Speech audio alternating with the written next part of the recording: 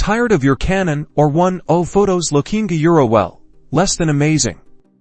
Let's transform your camera into a powerhouse with these essential settings. First, let's pick the right mode for most situations. Our aperture priority mode is your best friend. It lets you control the depth of field for those beautiful blurry backgrounds, while the camera handles a shutter speed. Next, bump up that image quality.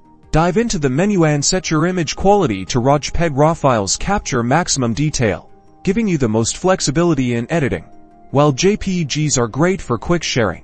Now, let's talk ISO. Keep it as low as possible, ideally ISO 100, for the cleanest images. Only raise it when you absolutely need to in low-light situations. To avoid grainy photos, consider using Auto ISO with a maximum limit set. Find the Auto Lighting Optimizer in the menu and set it to standard or low. This setting helps balance highlights and shadows, preventing blown-out skies and dark, muddy areas. Test it out and see what works best for your style. Finally, explore picture styles. Landscape is great for vibrant scenery, portrait softens skin tones, and neutral gives you a flat, unedited base for more control in post-processing. Pick one that suits your subject. And there you have it.